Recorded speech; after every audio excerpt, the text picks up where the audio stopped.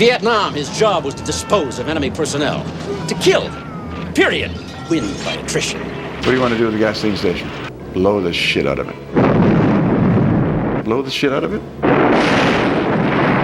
Blow the shit out of it. Sure picked one hell of a guy to mess around with. John Rambo is a Vietnam vet. He's a Green Beret, Congressional Medal of Honor. Rambo did bring out a darker side of me. You better be careful about the engines of violence you create because they can turn on you. We're dealing with somebody who had a complete mental breakdown as a result of his experience in Vietnam. It wasn't my war, and I did what I had to do to win, but somebody wouldn't let us win. The metaphor of the long-term effects of the Vietnam War on America. It's all in the past now. For you! For me, civilian life is nothing. There was a time when he was very special. Special my ass. He was just another drifter that broke the law. Well, you did some pushing of your own, John. They drew first blood, not me. They drew first blood. We were basically breaking a little bit of new ground. It was the first time, I think, that we had this kind of like super soldier now declare war with high-tech weapons on his own country. We've seen, renegades this and renegades that, the anti-hero, but not to this degree and not with this kind of lethal ability. I had students just back from Vietnam who had a whole lot of trouble accepting me as an authority figure. Many of them were younger than I was. And what gives you the right to tell us what to do when we've been over there risking our life for our country? So I used to hang around after class to talk to them to try to understand what was going on in their minds. They would tell me about how they had trouble sleeping, how they had nightmares, how if they heard backfires or loud noises, it wasn't uncommon for some of them to dive to the pavement. It was then I began to learn about certain behavior patterns that we now call post-trauma stress. And I thought what I would do was write a novel which was about a version of the students whom I'd had. The book was published in 1972. Larry Terman took it to Columbia Pictures. Columbia immediately turned around and sold the property to Warner Brothers. Robert Shapiro, who'd been my agent, was then vice president of Warner Brothers, and he came to me one day and he said, would you like to develop this script? So I read the script and I read the book, and there was a whole pile of scripts. And the best scripts of all was the one that was written by Michael Kozel and William Sackheim. Bob Shapiro said to me after I kind of struggled about working on it for 3 months, he said, we decided we're not going to make this film. I said, what? I said, but Bob, I've been working on it for 3 months. He said, yeah, but just too close to the Vietnam War, and people in America just don't want to hear about the Vietnam War. Delmar's gone. All that orange stuff that spread it around. Cut him down to nothing. I had mixed feelings about the war. In the beginning, I was very much behind the war. And then I felt that the soldiers were getting kind of a raw deal because around 70, you realized there was no chance for us to win this war. It became a different kind of war, a war of attrition, and the soldiers had no choice. I had a real problem with calling them baby killers and spitting on returning GIs. I thought it was horrible. I know they've been terribly slighted. And then these gentlemen, Mario Kassar and Andrew Banya, heard about it and decided to see if they could have a chance at it. Well, First Blood was, everybody thinks of us as the beginning of Carolco, although Carolco was around for some 8 years prior to that, surviving on handling foreign sales for various producers. They were living in a very, very modest way, and we became very friendly with one another. And one day they said to me, we'd like you to make a film for us. Do you have anything you want to make? And I said, yeah, I worked on a script at Warner Brothers, which is a great property. It's called First Blood. And at that time, it was the most optioned script in Hollywood. 26 scripts, I believe. Went through 3, 4, 5 studios. It was kind of a very strange intuition. We thought immediately about Stallone. So I remember we sent it to him on a Monday, and on Tuesday afternoon, Sylvester Stallone answered that he was going to do it. And I had this, in the whole history of my filmmaking, 40 years of directing films, the first time that I got my first choice, B, that I got it within 24 hours. We proposed it to him and he was interested. And at one stage, Sly kind of changed his mind. It was kind of a jinxed project. It had been around to many actors and had gone through many changes with directors, and I was very nervous. As a matter of fact, the day of filming, I was hoping that it would never happen, that we would just go away, and it didn't. And then I looked at Andy and I said, he maybe doesn't want to act it anymore, but he's got the character so much, he's been so much involved. Maybe we can ask him to just finish, writing it. And then, of course, what happened is once he started writing it, it came back to him, and he said, well, that's me. Why am I not acting in it? I said, well, there's got to be a reason that everyone else has passed except me. And so I didn't go into it saying, oh, yeah, this is going to be a winner. And, of course, everybody in town thought, here are the two foreigners. What are they doing? In fact, we asked ourselves what we were doing. Both Mario and I, as two young kids on the blog, they said, they're never going to deliver a movie with Stallone. I mean, you're out of your mind. So nobody bought it. First Blood was very strangely financed, actually. I had my godfather who was a banker in France. And I said, will you do me a favor? He said, what? I said, I believe a lot in this book that I want to make into a movie, and I need a loan. He said, okay. He said, how much is the loan? And I don't know how actually I pronounced it, but it came out. I said, 18 million. And he said, what can you, because in those days that was the word, can you pre-sell, can you cover? Will you be okay? I said, oh, sure, no problem. Because in my mind, I was going for it. The problem was, in the novel, I had a very angry character, and he practically destroys that town. He's relentless when he finally gets angry. We didn't want to make this guy a crazy murderer, which is what the script felt like. Look, John, we can't have you running around out there wasting friendly civilians. There are no friendly civilians. I think in the original Kozel-Sackheim script, he killed 18 people. It was like target practice for him. We wanted to make him more like a guy who was really lost and he didn't know what to do with his life, and he was a victim of circumstances. Stand right where you are. Give yourself up. I didn't do anything! One thing that Sylvester has, he's a great populist sense. He knows what the movie public likes to see and what they don't like to see. He said, how about if he never kills anybody? I said, oh, that's great. That's wonderful. He maims them. He puts them out of action. People think it's too violent. If you look at it, he never kills a single human being. I could have killed them all. I could have killed you. In town, you're the law. Out here, it's me. Don't push it. One person gets killed because of his own stupidity in taking off his safety belt in the helicopter.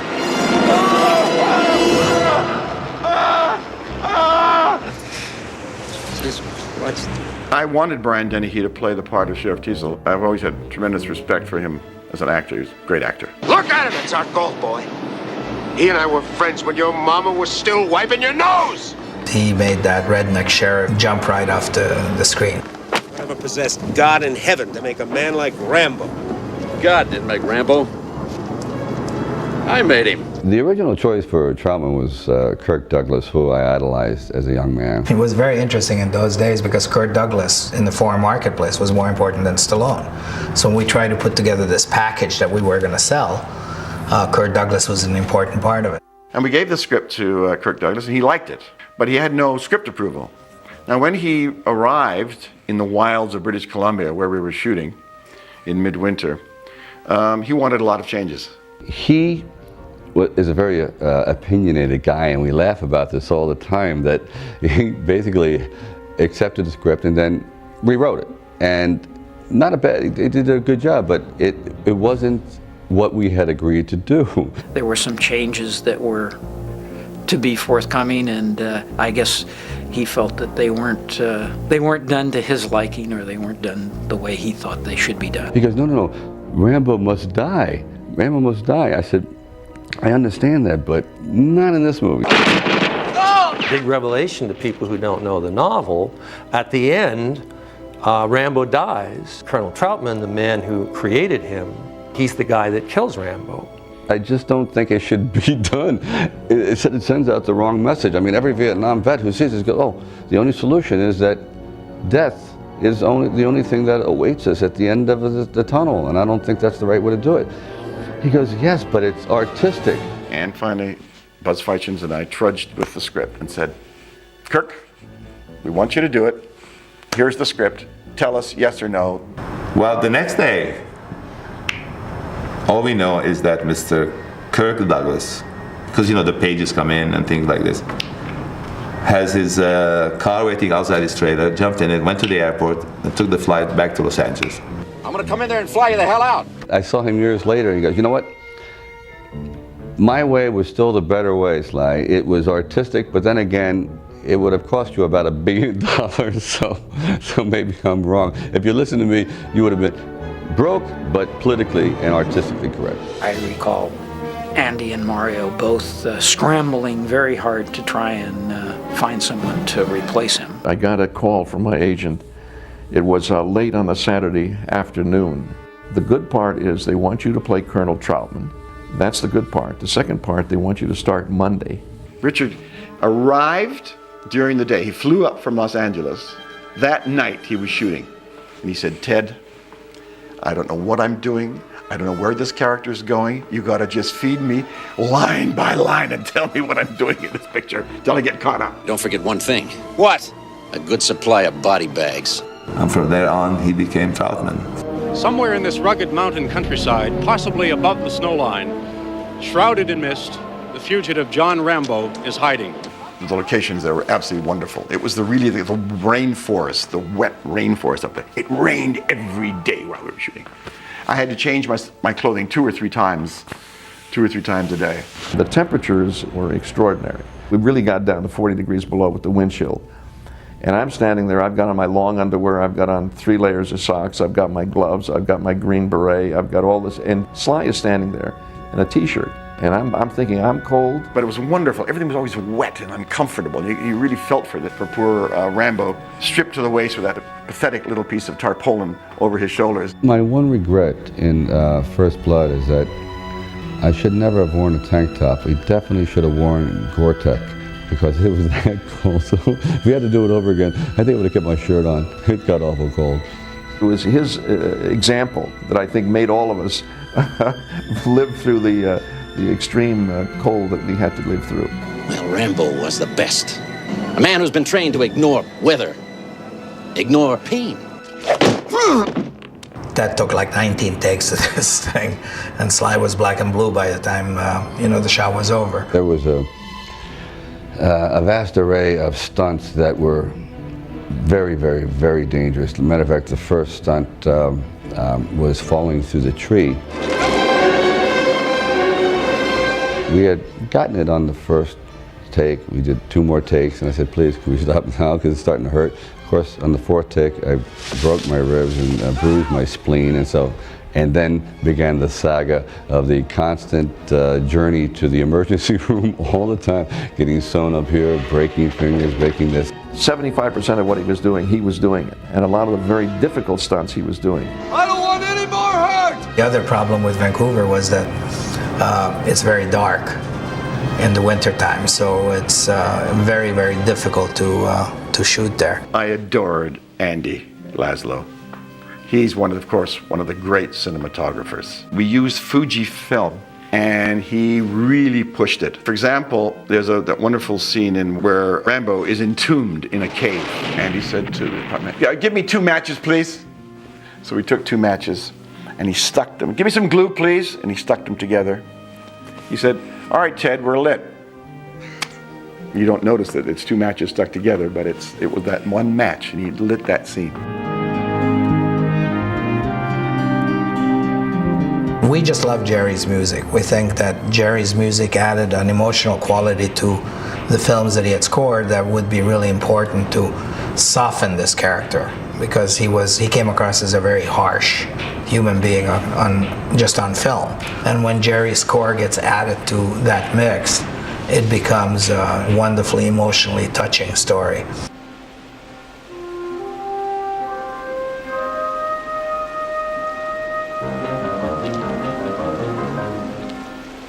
I said to him, when he sees that dead sheriff on the thing, he has memories, horrid memories of all the dead corpses that he ever saw in Vietnam. They all come flooding at him.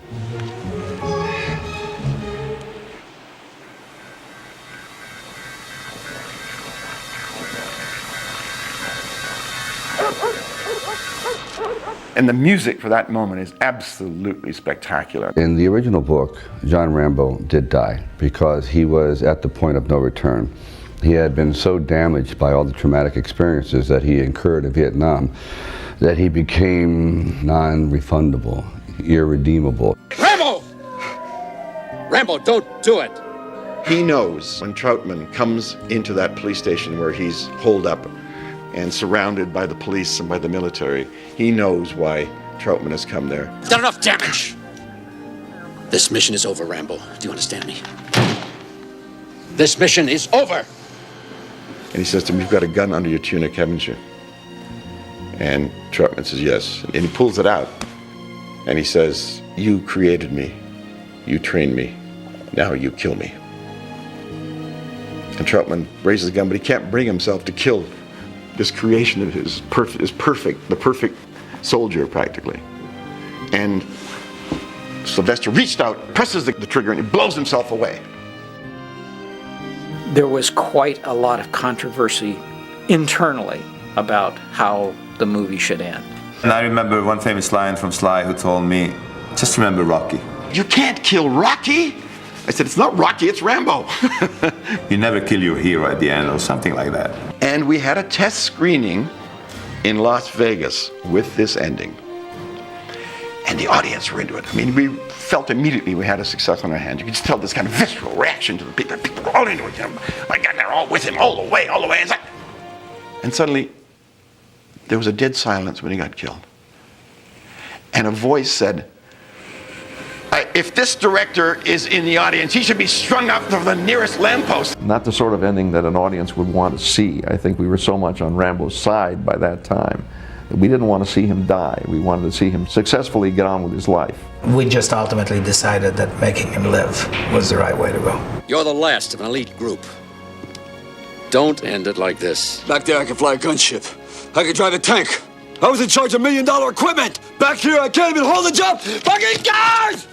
Ah! He basically has a nervous breakdown and cannot deal with all the pent-up stimulus that he's been forced to absorb. And then it explodes in a frenzy where he cannot keep all the thoughts together. An ongoing stream of consciousness that eventually led him to be so helpless and goes into Colonel Troutman's arms. At the very end, the man, the warrior, becomes the child again, and Troutman becomes a father figure. So in the very end, Rambo really did need love, needed some kind of human contact. They didn't know they had started a war that they could never win. Sylvester Stallone in First Blood. All the foreign distributors came to the African Embassy Theater in Westwood. And at the end of the screening, it was like the New York Stock Exchange. They went crazy. They went totally crazy.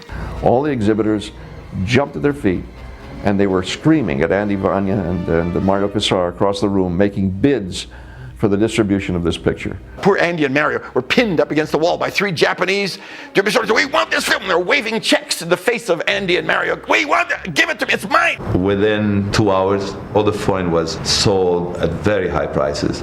We managed to segregate or separate the rights in the United States, which nobody has ever done before. That we had a different distributor for video, for cable, and ultimately for domestic. And the two were never cross-collateralized, so we really ended up with a formula that was unique in the business by chance. And consequently, the film made a lot of money for us. Most everyone loves to side with the underdog, as we all loved rooting for Rocky in his screen battles. But now we see a different side to Sylvester Stallone. As John Rambo, he brings out a character as heroic as perhaps someone we've all known in this, his latest film, First Blood. Released, I think, in October. I think it was at that time it was a picture that had the biggest release in October, maybe in history.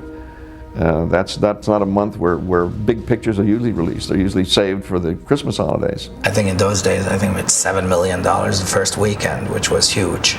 But what was interesting about it is that the next weekend it did 7, and the following weekend it did 7, and the thing never dropped. Gene Siskel and Roger Ebert, when they were together talking about the film and talking about, oh my God, all the destruction of private property, they sounded like the Chamber of Commerce. It was the nature of the film itself. The story appealed to the American public. It came out at the right time. By 1982, I think the American public realized that the Vietnam veterans had been treated very shabbily, and there was a mood of guilt about it. And they felt that the Vietnam veterans were being used as a scapegoat for all their negative feelings about the war. The message was that we shouldn't be so hard on, the bearer of bad news. These people were just doing a job, and I felt that at the very end, the speech that Rambo gives about wanting to come back, that really he's America's child, and I was just doing a job, and now I can't get a job parking cars back here. What did I do wrong? I was just being patriotic. I went to a cinema in Times Square on Broadway, and I've never seen such a visceral response to the film. They went crazy over this film, yelling at the screen, get him, it was something that was the most extraordinary, yelling at the screen. I've never seen anything like it. I liked First Blood the most of all of them. It seems that everything that the character achieved and conceived was possible. And men in the audience could say, yes, if I were put to the task, I perhaps could do that too. All modern action movies come from First Blood. To get a job done, to actually succeed, you're going to have to burn bridges. You're going to have to go to areas deep inside of you that may not be to other people's likings. You're going to have to break protocol. And that's what the message was. To get a job done, right, you sometimes have to do it yourself, whether it's popular or not. It's over, Johnny. It's over! Nothing is over! Nothing!